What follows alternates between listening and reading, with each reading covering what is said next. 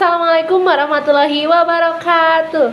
Halo teman-teman semuanya, perkenalkan nama saya Greva Gristia Hermana dengan NIM 0541844459. Saya sebagai mahasiswi Universitas Terbuka. Video ini saya perbuat untuk mengerjakan mata kuliah saya yaitu logika. Oke teman-teman, pada hakikatnya terbagi menjadi banyak jenis dan juga pada kesempatan kali ini kita akan membahas logika fallacy atau yang disebut dengan sesat pikir dan juga bagaimana cara terhindar dari logika fallacy tersebut. Untuk jenis-jenis term kita ada term tunggal, term umum dan juga term khusus ya. Untuk yang tunggal itu term yang merujuk pada suatu objek atau entitas.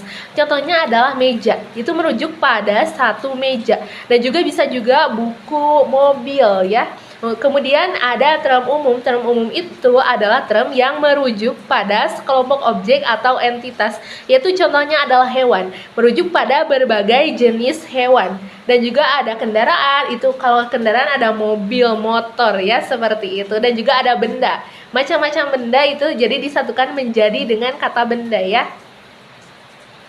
Yang ketiga kita ada term khusus. Term khusus ini adalah term yang merujuk pada objek atau entitas tertentu ya. Contohnya itu ada di anjingku ya, itu merujuk pada anjing milik seseorang ya. Misal anjing milik aku ya, kalau disebut anjingku. Dan juga ada mobilku ya, itu berarti mobil aku ya, mobil saya. Nah, untuk yang poin kedua kita ada di logika fallacy, itu bisa disebut dengan bentuk sesat pikir. Nah, teman-teman, sesat pikir atau logika fallacy ini adalah kesalahan dalam berpikir yang melibatkan penalaran yang tidak valid atau tidak logis. Bentuk-bentuk sesat pikir ini sering digunakan dalam argumen-argumen untuk memengaruhi pendapat. Nah, untuk bentuk-bentuk sesat pikir ini ya sering digunakan dalam argumen untuk memengaruhi pendapat orang lain loh, tanpa menggunakan logika yang benar.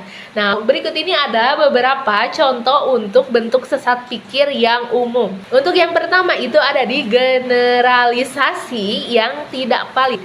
Dia itu mengambil kesimpulan umum berdasarkan sedikit atau tidak ada bukti yang cukup.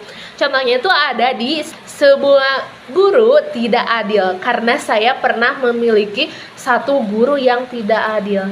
Untuk yang kedua ada serangan pribadi, yaitu mengalihkan perhatian dari argumen dengan menyerang karakter atau sifat pribadi seseorang yang membuat argumen tersebut.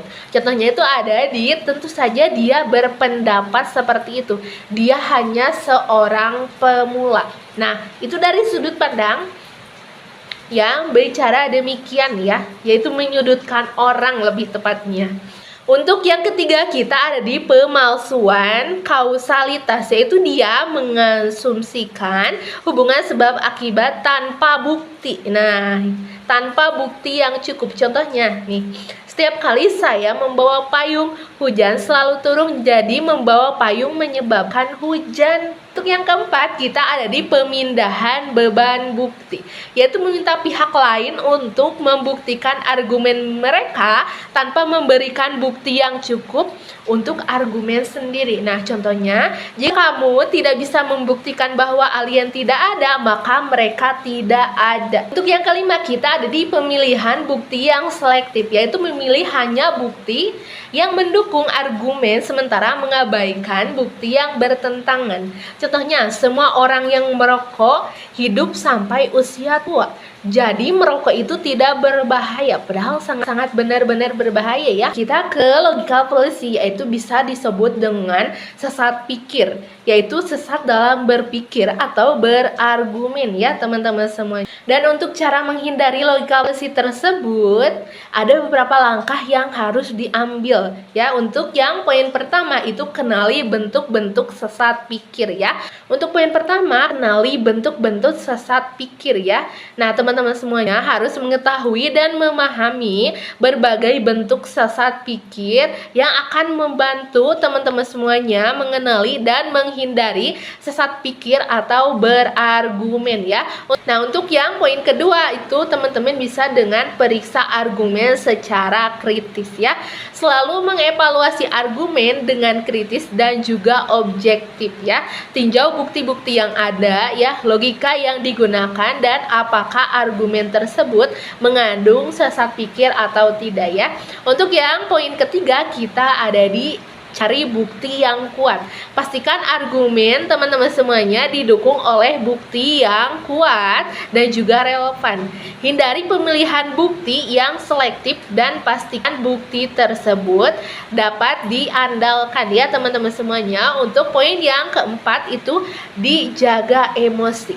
Hindari terjebak dalam emosi saat berargumen ya teman-teman semuanya. Emosi yang kuat dapat mengganggu pemikiran logis dan memicu penggunaan sesat pikir ya teman-teman ya. Untuk poin yang kelima kita ada di berpikir kritis ya, yaitu teman-teman bisa melakukan latih kemampuan berpikir kritis dengan membaca, meneliti, dan berdiskusi dengan orang lain ya. Berpikir kritis tersebut akan membantu teman-teman mengenali dan menghindari sesat pikir ya.